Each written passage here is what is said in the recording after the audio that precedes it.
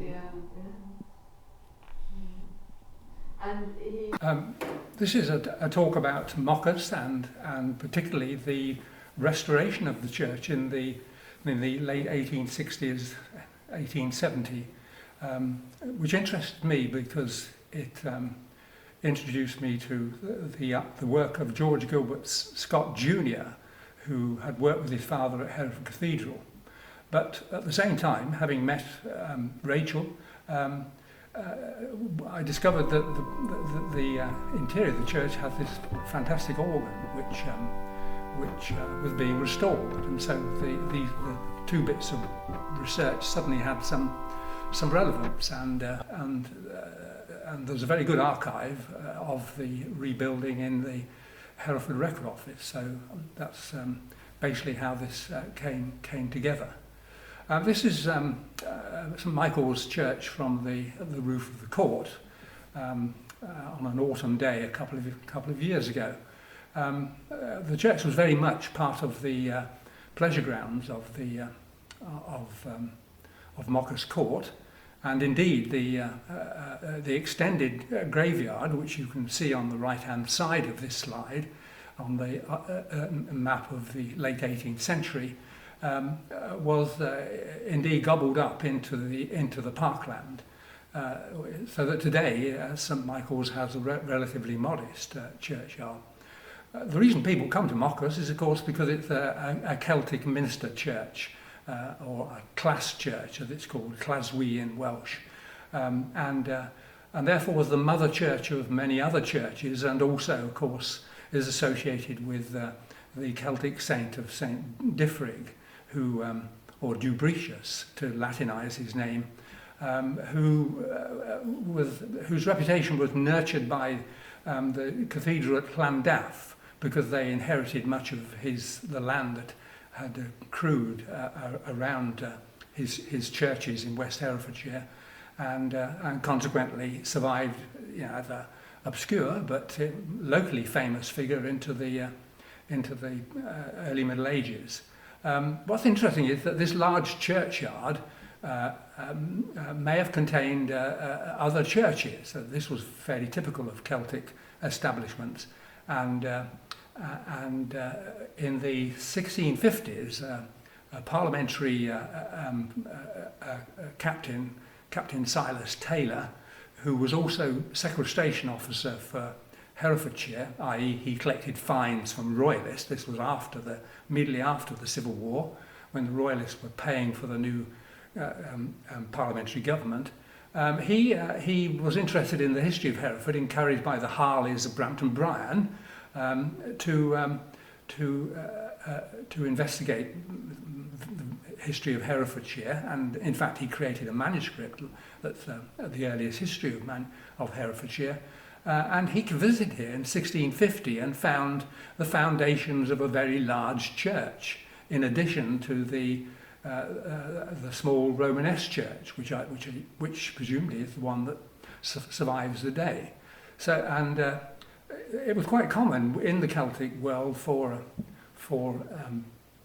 churches to have more than one churchyards to have more than one church, and obviously a pilgrim church, which is what Moccas became, would have been much larger than the church that we see today. A couple of things that are quite interesting about, without going too much into all this, about the early history of Moccas. The first is that it sat on an island, where we've parked our cars today, outside the church. Is the bed of a stream which drained a great lake, which you can see on the left-hand side here, extended all the way down the Golden Valley, and indeed there's still many traces of it left today, including the pools in Moccas Deer Park. This created a sort of island between the Wye and the Black Mere, as it was called, because of presumably its boggy water. And it had two ways of running into the Wye. There was the brook near Clehonger, between Clehonger and Madley, which exists today. And there was another outlet which ran down probably near the church, or at least one of them did. And And it was this that attracted early saints, because it was an enclosed environment which could be dedicated to the work of God.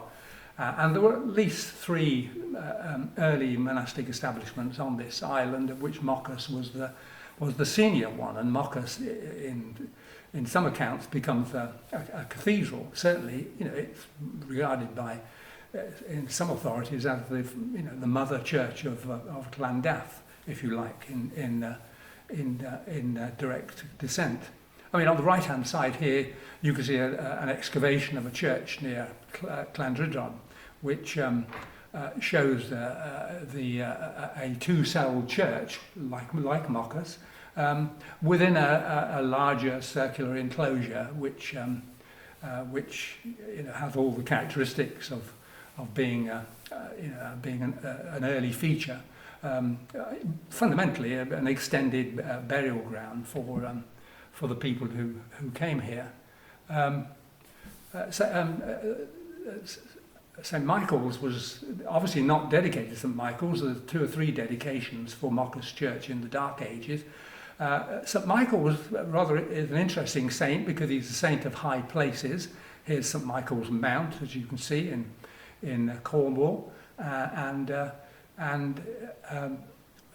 presumably that's because he lives high in the skies, and he fights Satan in spiritual battles, in the heavens, and so he was often associated. But it's interesting that he was also in France and on the continent. He's the patron saint of pigs, and of course the Celtic name for Moccas is the swine moor, or the pig moor. So somebody in the I assume that St. Michael's is probably a Norman dedication. Sometime in that period, somebody had a little bit of a chuckle about Moccas, and decided that he should have this dedication to the Celtic name of the place.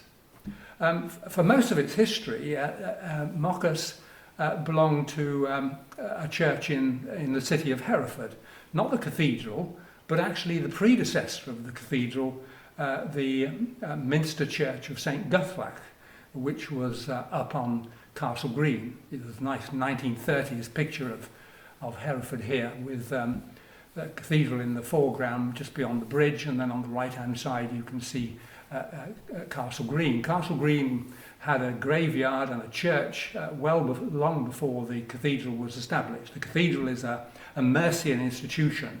It's part of the political takeover of Herefordshire by an English dynasty. On the right-hand side at the top, you can see some of the early burials that can be found on Castle Green.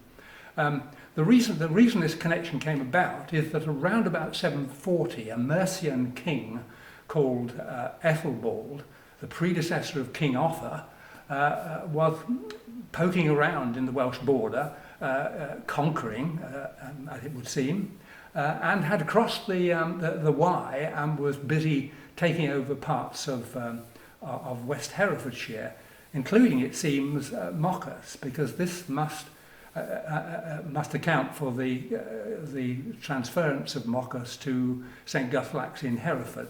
The point about it is that Ethelbald was a contemporary of Guthlac and had a rather troubled childhood, and the elderly saint was his great sort of solace. And although St. Guthlac lived in East Anglia, his memory was sort of brought by the Mercians, and a church was founded in Hereford, which eventually had his body. So it was clearly the most important church, and only a Mercian king would bring it to the Welsh border, when indeed both Ethelbald and Guthlac were very much East Anglian figures. So clearly Ethelbald, in his conquest, brought Moccas into the hands of Saint Guthlac, and there it remained through most of the early Middle Ages. A new monastery was founded in Hereford, dedicated to Saint Guthlac. That monastery passed into the hands of Gloucester Abbey, and the cathedral seems to got control of the church here, but nevertheless, throughout the Middle Ages, the abbot of St Guthlac, who lived or his monastery was where the present hospital is in Hereford, the abbot of St Guthlac or the abbot of Gloucester, the prior of St Guthlac, his deputy, kept reminding the bishop that in fact, they did own Moccas Church and indeed continued to derive some income from it. Obviously, the interesting thing about Moccas is it remained a rectory. A rectory means that the church, the income from the lands that go with the church, go to the incumbent, i.e. the rector. He's not a vicar. A vicar is an inferior figure. A rector is somebody who controls the lands that the church is endowed with. And that, of course, made it a fairly independent church. To cut a long story short, it accounts for in a way, the gentrification of the Moccas landscape, because the rector of Moccas fundamentally looked to the owner of the Moccas estate for much of his income. And by the 16th century, this was quite a rich living, well rewarded by whoever was living at Moccas Court, or at least probably its predecessor, Bredwardine Castle. So what we have here is the Romanesque church built about the 1120s or thereabouts, and one of the early Cornwalls who, of course, arrived in the 17th century. And this is George Cornwall here, who did quite a lot of work on the church in the 1790s. What you need to remember, of course, is in the 18th century that was a low point for English parish churches, because fundamentally the space that had been created in the Middle Ages was no longer needed. All you required was a place to give sermons, and therefore churches suffered everywhere. And you can see at the bottom here that Moccas is festooned with ivy, which as the architect of the church would know, was not doing it any good. Although it would keep the walls fairly dry and drain water away from its foundations, which was quite a good thing. Anyway, nevertheless, as far as I can see, Sir George, the first Sir George, did quite a lot of work, and he created a family pew. It was always good to have the gentry family coming to the church. It looks as if in the early 19th century that didn't happen too much, and therefore, it made it comfortable, at least to listen to sermons now and again, it would seem. There's another view of the church by another artist who is even keener to emphasise the ivy. The church, there's a good set of church wardens' accounts for this period. You can see that there was very little income coming to the church wardens apart from what they could gain from their congregation. There wasn't much, no chance of a local rate or anything like this. This church did depend very heavily upon the court, and the two members of the Cornwall family, George Cornwall and Valters Cornwall, in the early, this is George the Younger, in the early 19th century, don't seem to have been particularly interested, and the church warden's accounts only show a dribble of money being spent on maintaining the church. There's also, of course, the interesting point that being so visible from the court, a church covered in ivy really sort of played into the tastes of people who liked their churches to be picturesque in this period, and certainly ivy is the par excellence material for making picturesqueness, as we know from many English castles in that period. And so probably the view from the court, it looked quite good within the parkland. And I mean, for example, Great Malvern Priory, the restoration of that was delayed in this period, in the 1820s, because there was a strong belief in Malvern, amongst the well-to-do people who visited the place, that the church looked better with all its ivy over it, and notwithstanding that it was destroying, the east end of it. So, this is not a fictitious idea. Here's the entry for the Reverend George. There were two more Cornwalls after the original George, and then we come to the restorer of the church, the Reverend George Henry here, who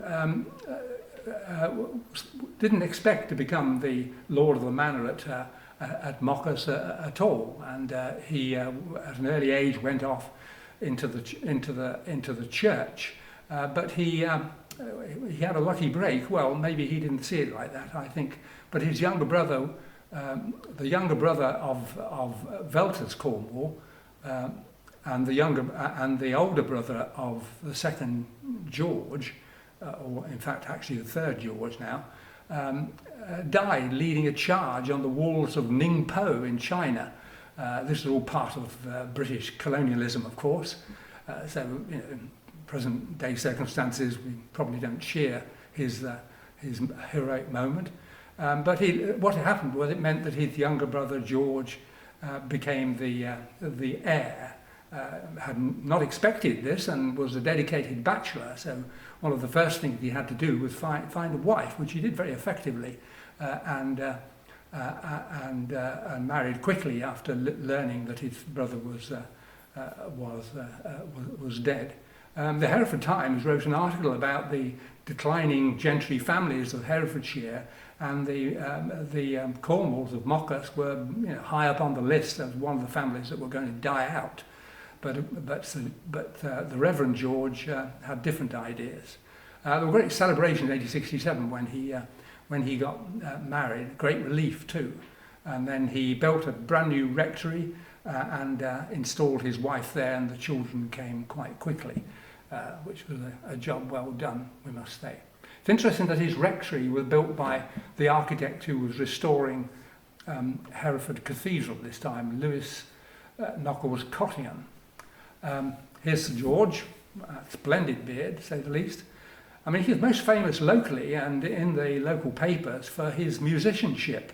And indeed, here we are sitting with the organ in the church, and this was, this is very much his work. He was a great cello player, a great singer as well. He would use his skills for all sorts of charitable occasions, even rather remote causes like the distressed weavers of Coventry, which you'd have thought wouldn't have reached the consciousness of Moccas. But he raised funds for other churches, for setting up a Herefordshire choral society, so that he sung high opera as well as Old English ballads in great taste apparently, and in a masterly style. And his wife was equally competent.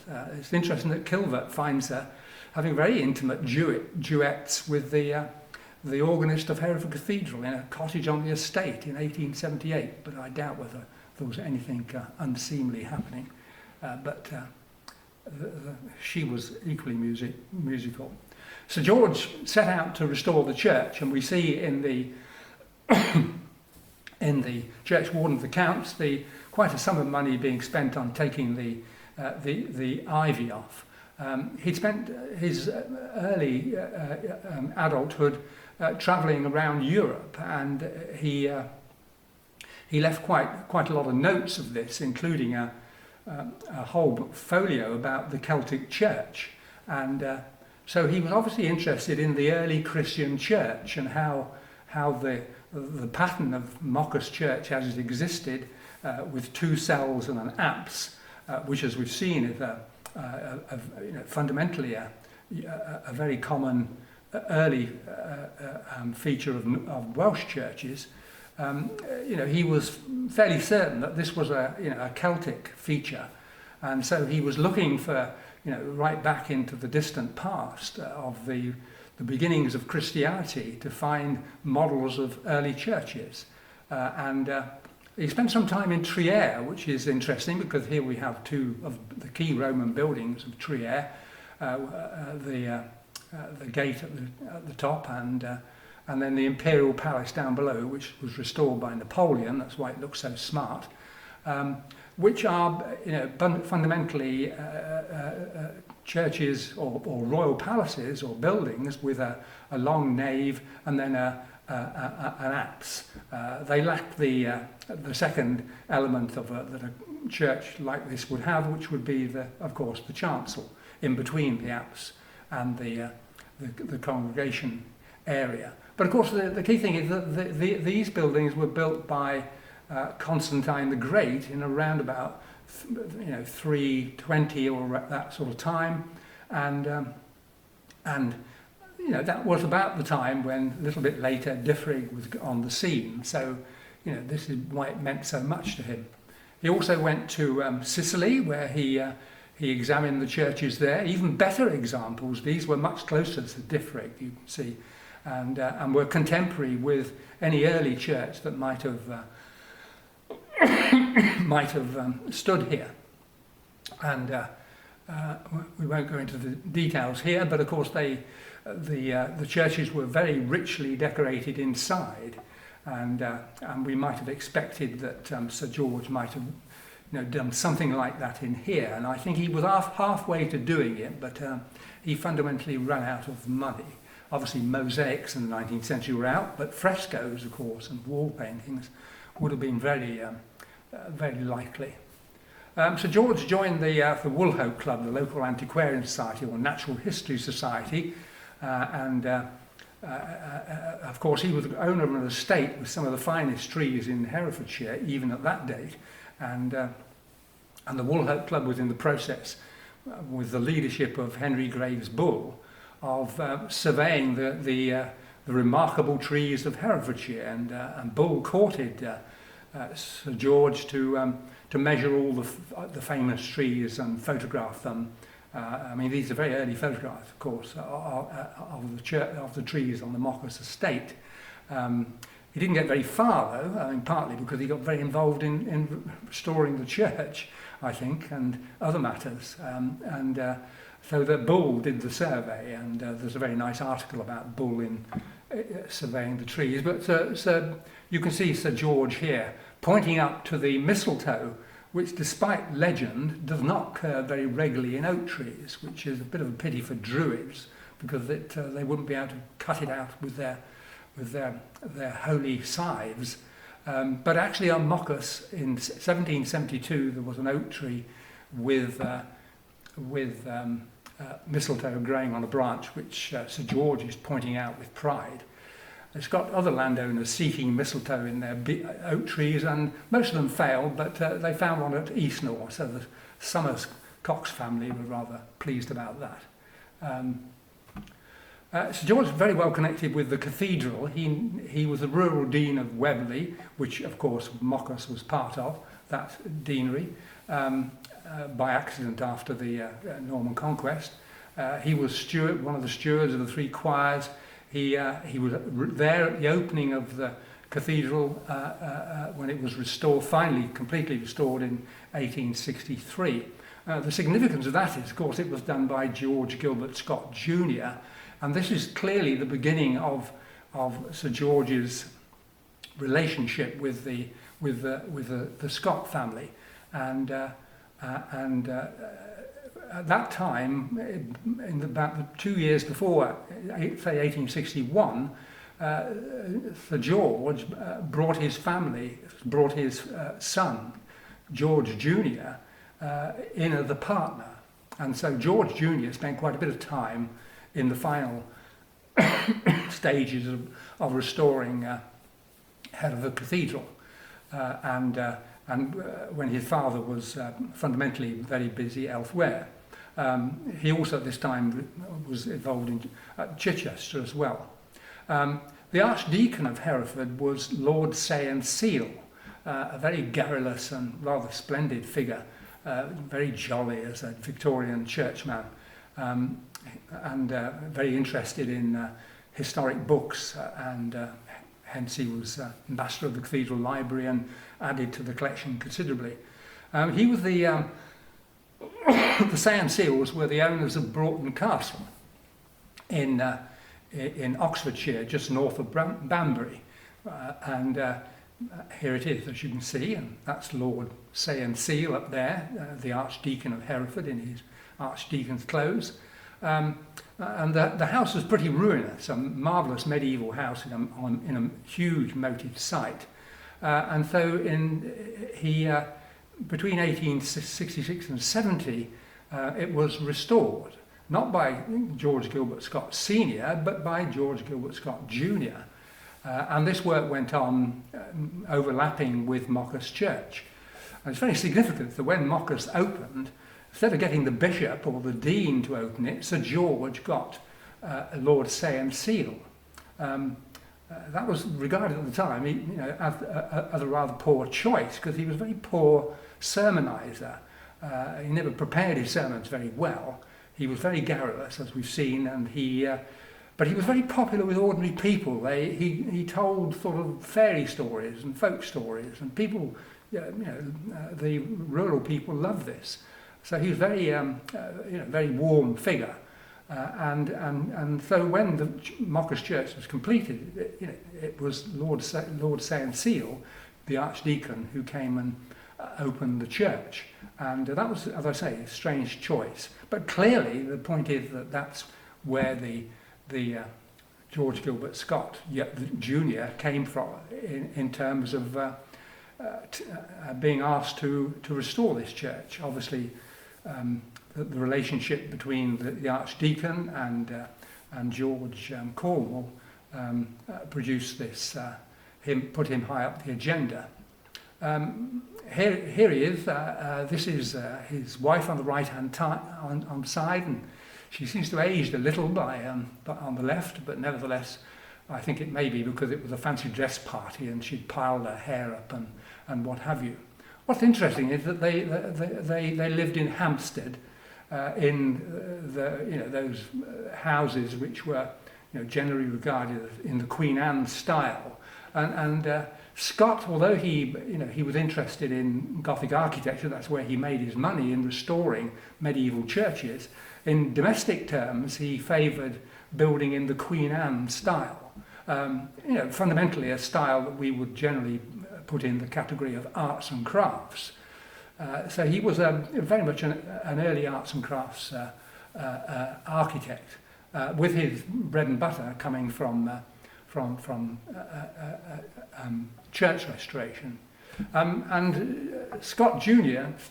overlooked, because of his father, naturally, he never got his knighthood, built some very large churches, but he's been quite unfortunate in the sense that some of them have suffered heavily. Like probably one of his best was what we see here, St Agnes in Kennington Park. This was very much a high church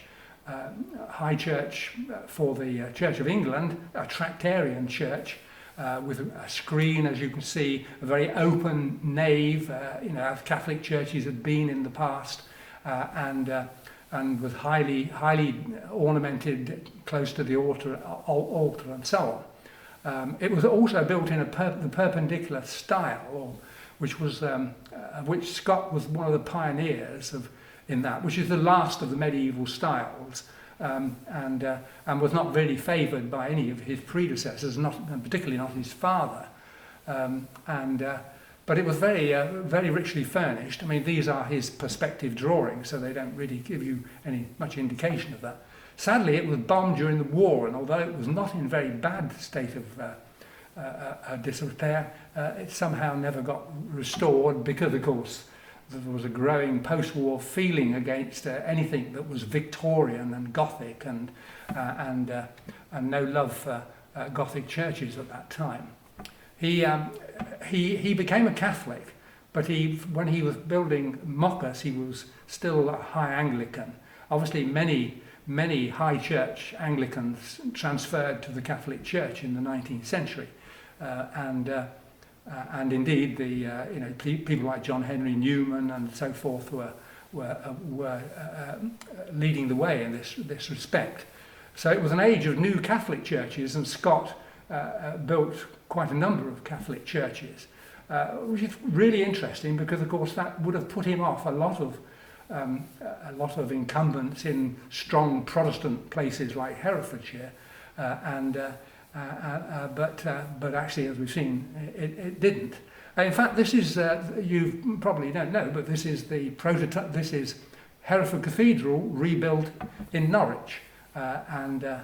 If you go to St John the Baptist in Norwich, they do actually say, that this is the model. Our Catholic cathedral is modelled upon Hereford. In fact, in the end, it was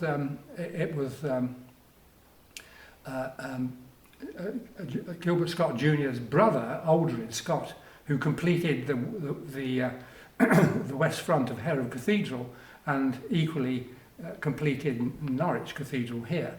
You can see the west front of this cathedral looks very much like Hereford.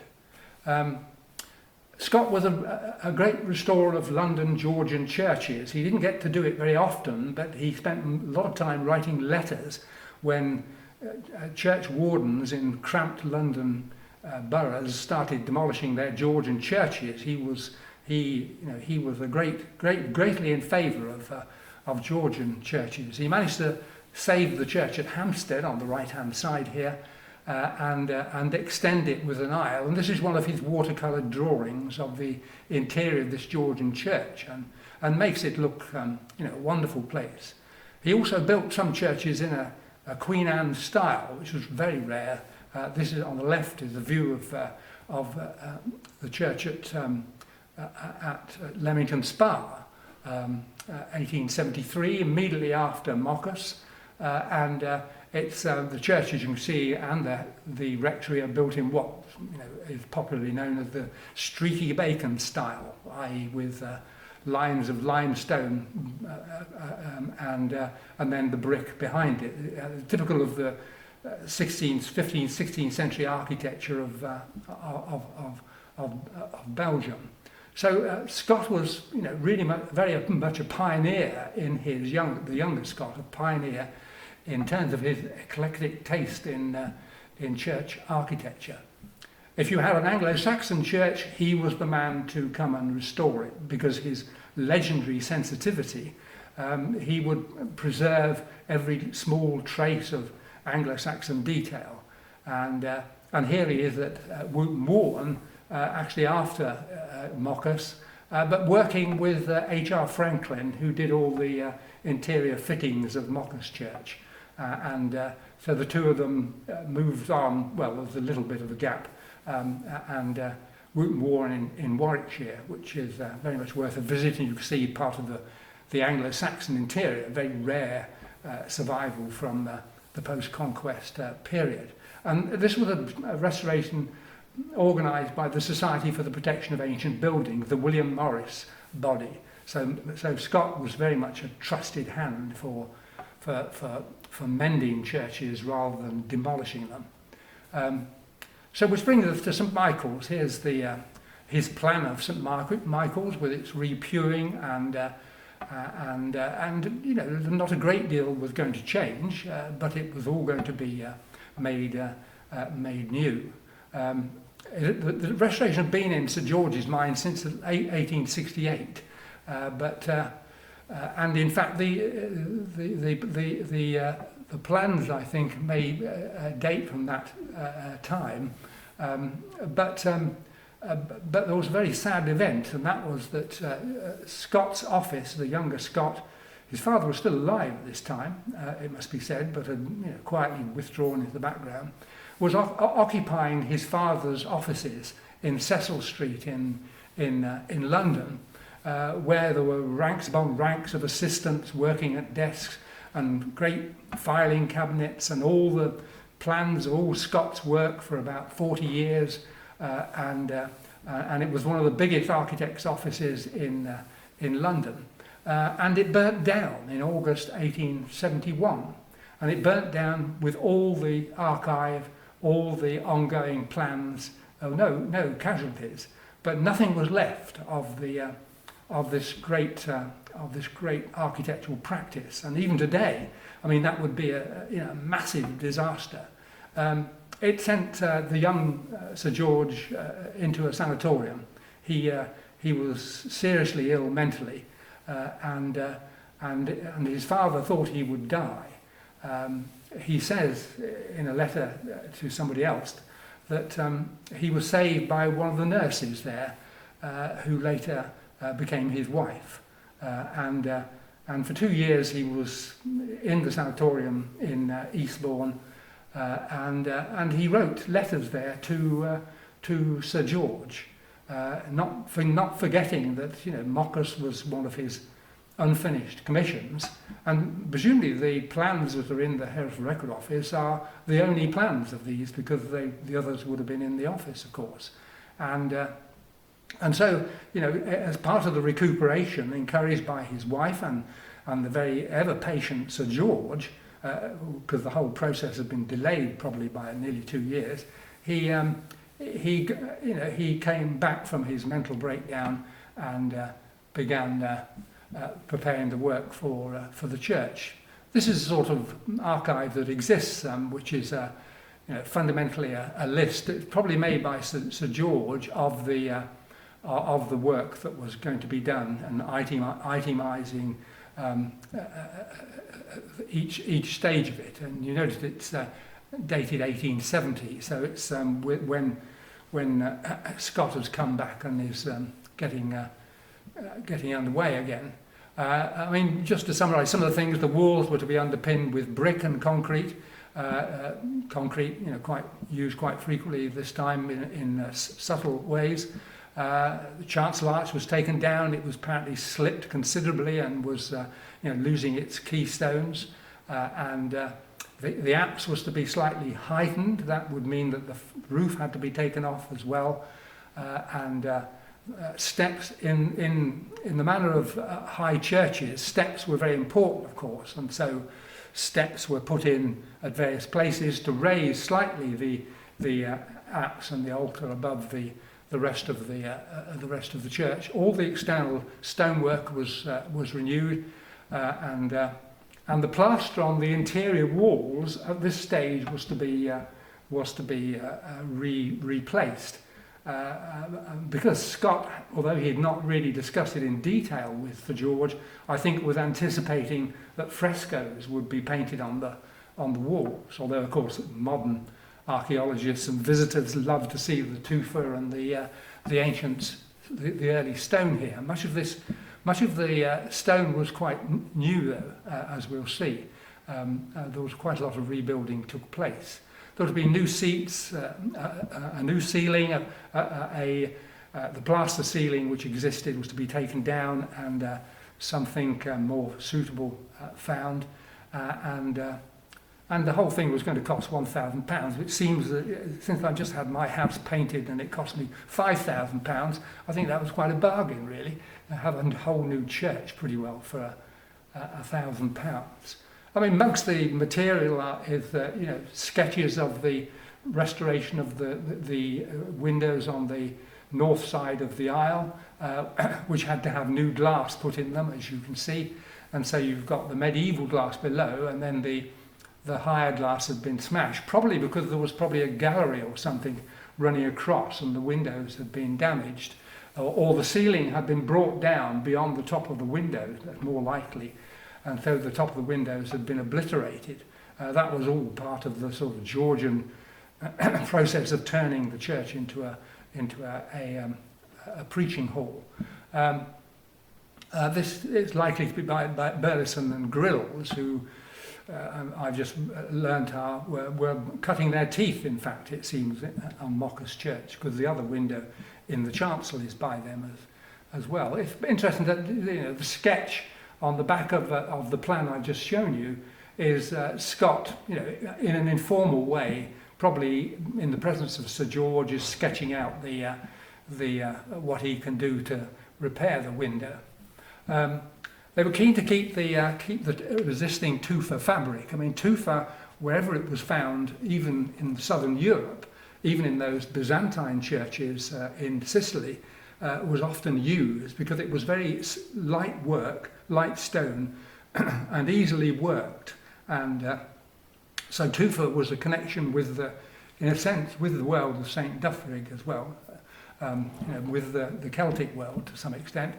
And And as you know, there's tuberiferous springs, or travertine springs is the other name for it, on the River Wye to the north of the court. And Sir George hoped that that from Depple Wood enough would be found, but actually there was enough only for 2 cartloads, and he needed much more. So it's in 2 early maps. The tuberiferous springs are under the woodland that is on the left-hand side, overlooking the River Wye. Today it's almost impassable because of the number of springs. Each of those springs is forming rock, but not enough in 1870 to restore the church. So in fact the stone was provided by another aristocratic country house owner, the Winningtons of Stanford on Team Court, and they had what are known as the Southstone Rocks on the Team, where the Woolhope Club is, or one of the Woolhope Club members is standing admiring the tufa, which was brought out of caves along on the rock face.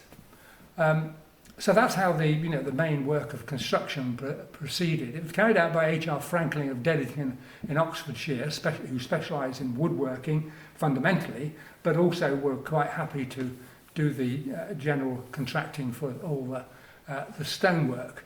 There was quite a lot of controversy about the chancel arch here, which they hoped to use all the original stone, and they, by managing to save them all and prevent it from collapsing, there was quite a lot of debate about how the ceremonial space should be used without adding too much new work. I mean, I think Sir George was very keen on keeping the quality of the interior as a Romanesque church without encumbering it too much. And I think that fitted quite well with Scott. They neither of them wanted to have fixed pews, although to some extent that eventually came to pass. They wanted to preserve everything that was old if they could. Scott was very keen on screens. He wanted a chancel screen because he, as an Anglo-Catholic, he thought that the Holy of Holies should be well separated from the nave of the church. And indeed, most high Anglican churches think of the fantastic screen that was in the choir, in front of the choir at Hereford, the Skidmore screen. This sort of sealed off the chancel and made it part of the Holy of Holies. There was a big issue, of course, about how to use the apse, whether that should be a place for the altar, or should the altar be brought forward and then the apse used as a sort of a place for saints. I mean, that was the general view at the time, that an apse was where maybe St. Differing was buried, and was the real centerpiece of the church and the point of the church, i.e., the where the martyr lied, or well, because St. Differing wasn't the martyr, but where the founder lied in the ground. But in the end, I think it was the decision of Sir George to put the altar in the apse. Scott wasn't consulted. I think he opposed it completely. He was opposed to putting the Dufresne tomb in the middle of the chancel. But that probably happened after his time, I think, to say the least. Scott, worked hard to create some sort of barrier here, where the chancel begins, by putting iron gates in, but they seem to have disappeared too. Neither of them wanted altar rails, and so that was an innovation of the 1970s, of course, not of the building of the church.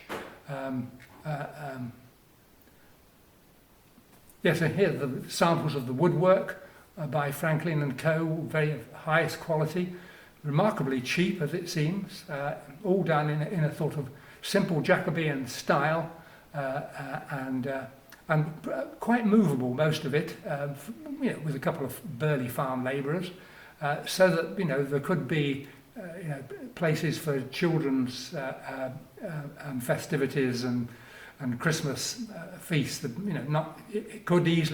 nave could easily be managed like that, although it seems very fixed today. Yes, as we've said, the only thing that the key thing was to have steps, indicating that you were entering the Holy of Holies. Scott insisted that no laymen should go into the chancel. The chancel should be for fellow churchmen, choristers. Of course, the 1860s was the great age of choral singing, or the commencement of the great age of choral singing. And as we've seen, Sir George was very keen on this. He helped found the Herefordshire Choral Society, and went along with this. And a school children's choir was probably close to his heart, I think. Here's some of the woodwork. The porch was remade, modelled upon Turnston porch just down the road. The ceiling of the nave was panelled in woodwork, in oak, and given carving. That was quite an expensive item because there was a lot of detailed carving necessary here, but it was a very 15th century sort of late medieval touch, which to give it a flat moulded ceiling rather than to have great dark beams. The young Scott was very, very much opposed to that. He, rather like the National Trust in the 1950s, he liked his oak to look like oak and not to be stained in any way, which was usually the case in churches restored at this time. Where Scott did seem to get his way was in the east end of the church. He knew that Sir George was very keen on a new organ, and obviously this gave an opportunity to do something really, really special at the end back of the church. He also knew that Sir George wanted a big organ, and something which would be more than the normal organ recommended for a church of this size. And so Scott designed the whole setting of the organ, and then instead of leaving it in oak as he left the ceiling, he then employed a young artist friend, Charles Eadmer Kemp, who had just started a career working for Scott's colleague, an architect called Frederick Bodley. And so Kemp was brought down to produce a scheme to set off the organ using subdued colours. There's only one or two works by Eadmer before this. He eventually became a stained glass producer. His painted work is a fairly narrow period in his career, but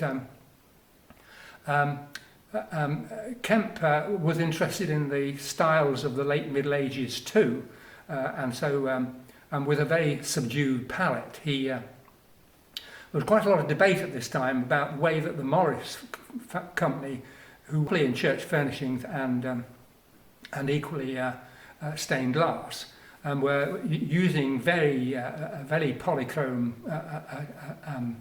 a palette with high colours, reds and so forth, and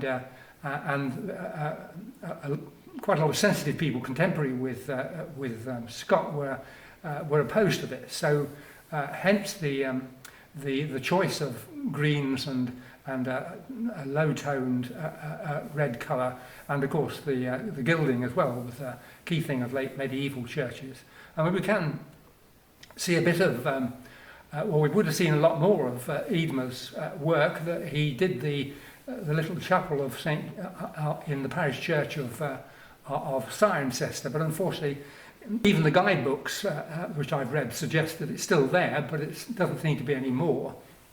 Although some of the medieval painting that form the core of it are still there, as you can see on the right-hand side. This is not the main And this has some late 15th century medieval paintings, which Eadmer enhanced and extended, but 20th century taste was so opposed to Victorian editions that they, I think, went back to the original.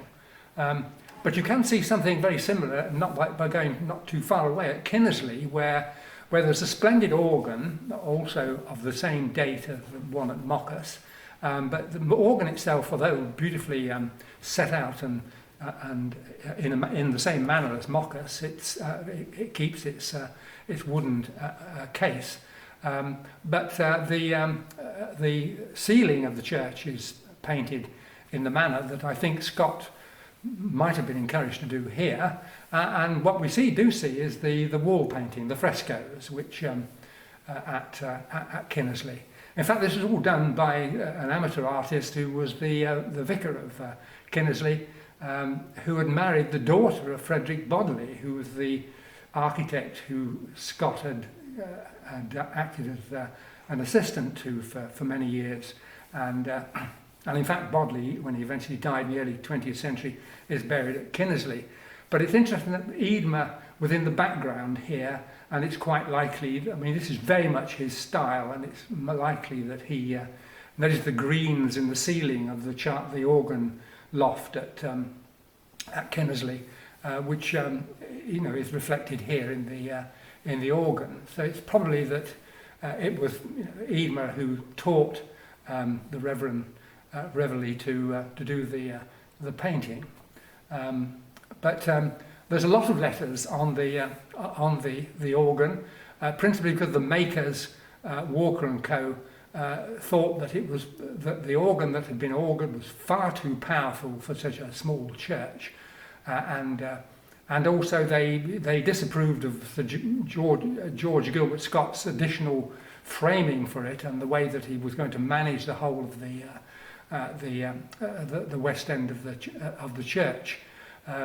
They in fact insisted, even when they built it, they took out some of the swells which Sir George had wanted, and within 2 years he was so cross he got them to put them in again. I think they warned him that the whole church would shake apart, but history has proved that they were wrong, it seems, and that the organ did cope with the church architecture coped with the organ, shall we say. Here's some other organs of similar. The reredos of St Agnes at Kennington was saved after the war, and you can see that on the left. That was painted by Eadmer in a different tone, of course. And there's the organ at Leamington Spa, which, as we've seen, was George Gilbert Scott Church. Shows us how much the setting designed by Scott at Moccas set off the organ and made it such a dominating feature. And finally, as we've seen, the Reverend Sir George, Reverend George, got his organ, and there's a wonderful account of the power of this organ in Gilbert's diaries. Gilbert is walking across the park. Of course, his parish is Breadwoodime, to which he was presented by the Reverend George, who was famous for his pedestrian tours of his diocese, was also coming to Moccas and had apparently walked from Hereford up the river, up the Wye. And so he met Gilbert, and they both listened as Sir George played away. Gilbert decided that they shouldn't interrupt Sir George, but I think the bishop thought that they could do.